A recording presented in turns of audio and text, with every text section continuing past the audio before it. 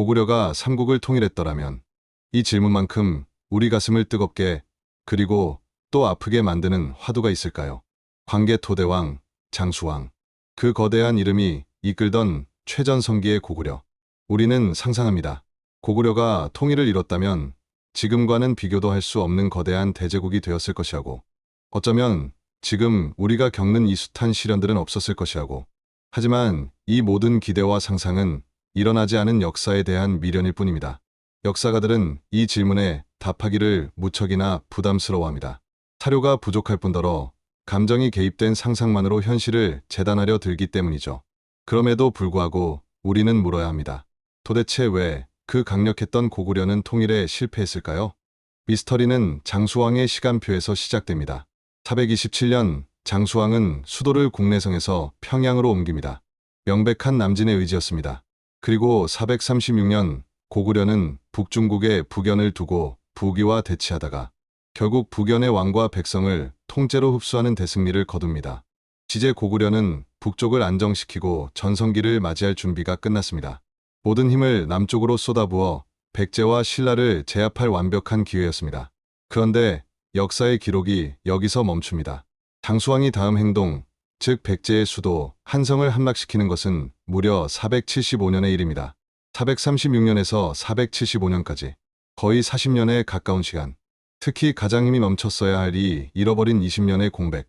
도대체 이 시간 동안 고구려에서는 무슨 일이 있었던 것일까요? 고구려가 침묵하는 동안 한반도 남쪽에서는 고구려가 가장 두려워했던 시나리오가 현실이 되고 있었습니다. 이 침묵의 시간 속에 고구려가 통일을 이루지 못한 첫 번째 비밀이 숨겨져 있습니다. 고구려가 침묵하는 동안 남쪽의 두 나라는 필사적으로 살아남기 위해 몸부림쳤습니다.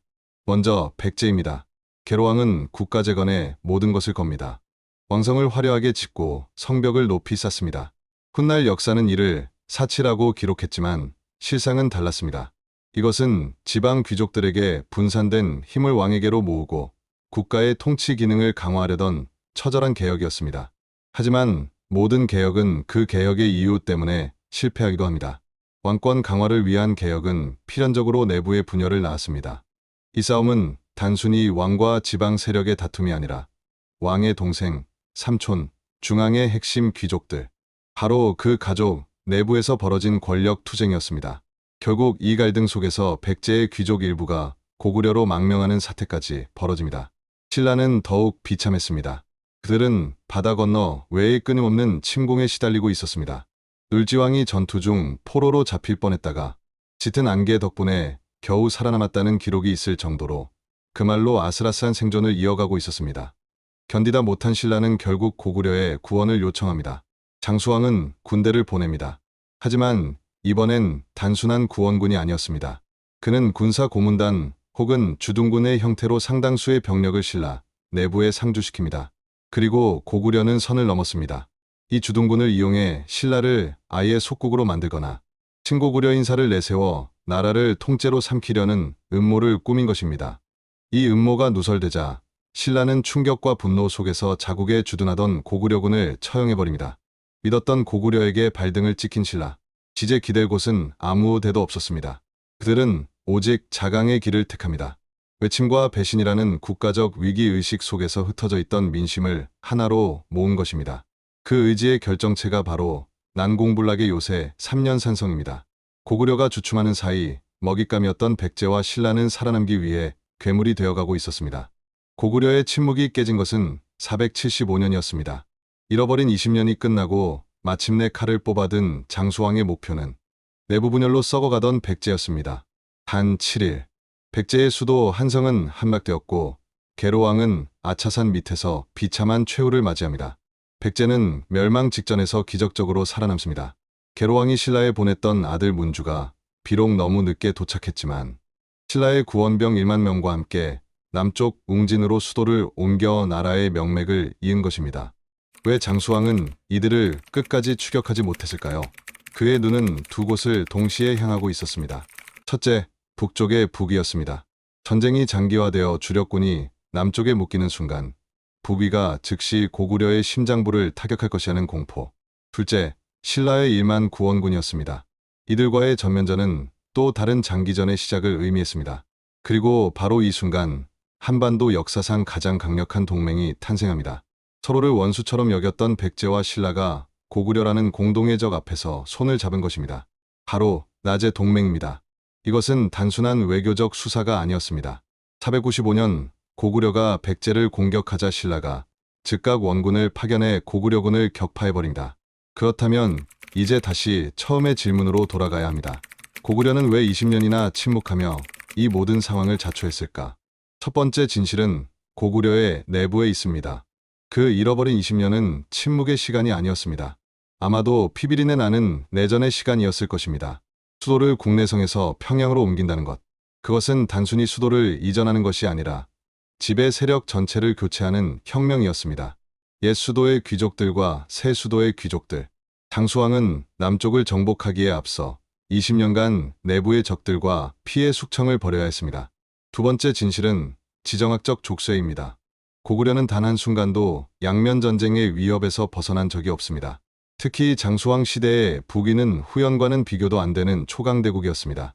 평양 천도조차 북위의 위협에서 한 발 물러나기 위한 방어적 조치이기도 했습니다. 이 두 가지 족쇄에 묶인 사이 백제와 신라는 괴물이 되어 있었습니다. 고색이 낮의 동맹 결성 이후 고구려가 연합군과 맞붙은 5번의 주요 전투에서 고구려는 단 한 번도 이기지 못했습니다.